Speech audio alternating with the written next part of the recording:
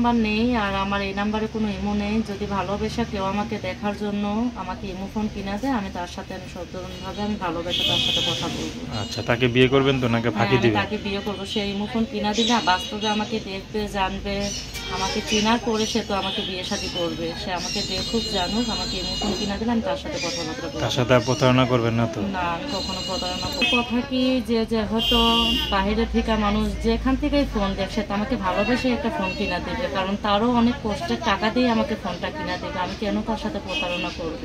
সে আমাকে ভালোবেসে ফোন কিনা দিলে আমি তার সাথে যোগাযোগ করবো, বাস্তবে কথা বলবো। আসসালামু আলাইকুম দর্শক, আপনাদের প্রীতি ও শুভেচ্ছা জানিয়ে শুরু করছি আমাদের আজকের প্রতিবেদন। তো দর্শক, দেখতেই পাচ্ছেন আমাদের সামনে এক আপু বসে আছে।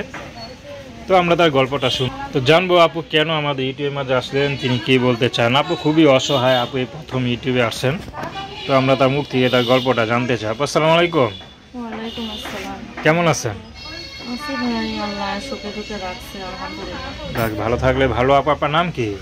মরিয়ম আক্তার। মাশাআল্লাহ, খুব সুন্দর না। মরিয়ম আপু থাকেন কোথায়? রাজশাহী নাটোরে ভাই, এখন মাকে নিয়ে ঢাকাতে আছে। আচ্ছা আচ্ছা, আর কেউ থাকে না? ঢাকাতে মা, ছোট বোন, আমি, তিনজন মানুষই থাকে। আর আমার দুনিয়াতে আপন বলতে কেউ নেই। বিয়ে দিয়েছে আপনার? বিয়ে শাদী হয় না। বয়স কত? বয়স তো 22-23 বছর হয়েছে। প্রতিবেদনে আসলাম, দেখে আল্লাহ তাআলা যদি চায় তো ঠিক আছে, মনের মানুষ একটা দেবে। আমি কথাবার্তা বলে সে আমাকে দেখুক, জানুক, বুঝুক, সে বিয়ে করলে আমি বিয়ে শাদী করবো। আচ্ছা আচ্ছা, পড়াশোনা কত দূর করছেন? পড়াশোনা 7-8 পর্যন্ত করছে। ছোট থাকতে পড়াশোনা 7-8 পর্যন্ত করছে, আর লেখাপড়া করতে পারেন। তো লম্বা চড়া তো মাশাআল্লাহ ভালোই আছেন। যদি একটু পড়াশোনা ভালো করতেন তাহলে ভালো একটা চাকরি করতে পারতেন, যে কোনো একটা পুলিশ লাইনও জয়েন করতে পারতেন। বাংলাদেশ এমন অবস্থা, এমনও মানুষ পড়ে আছে বাংলাদেশে যারা মনে করেন বাংলাদেশে লেখাপড়া শেষ করেও ভালো একটা চাকরি পাচ্ছে না। আর আমরা তো গরিব ঘরের মেয়ে, আমরা হাজার লেখাপড়া থাকলেও মনে হয় না যে চাকরি একটা ভালো দেশে পাবো।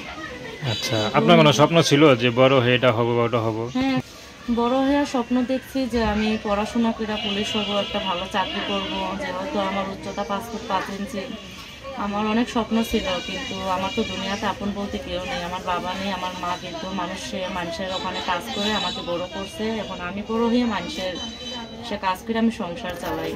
তো আমার তো এইসব কারণে আমার লেখাপড়াটা আমি করতে পারিনি, আর আমার স্বপ্নটা আমি পূরণ করতে পারিনি। আচ্ছা, বাবা নেই আপনার? না, বাবা নেই। বাবা থাকলে তো আমাদের দায়িত্ব সব বাবাই নিত। বাবা থাকতো, ভাই থাকতো। আমার মতন একটা মেয়ে তো হাজার হাজার দর্শকের সামনে প্রতিবেদনে এসে আমি মানুষের কাছে সাহায্য, সহযোগিতা বা ভালো মনের মানুষ আশা করতাম না। তো ইউটিউব আসেন কি মেনলি সহযোগিতার জন্য না বিয়ে শাদীর জন্য? আমি এমন একটা মানুষ চাই, আমি সহযোগিতা করলেও খুশি, না করলেও খুশি। আমি তো মানুষের ভাড়া মেশিনে কাজ করি, দিন মজুরিতে আল্লাহ তাআলা যা দেয় তা দিয়ে আমার সংসার চলে যায়।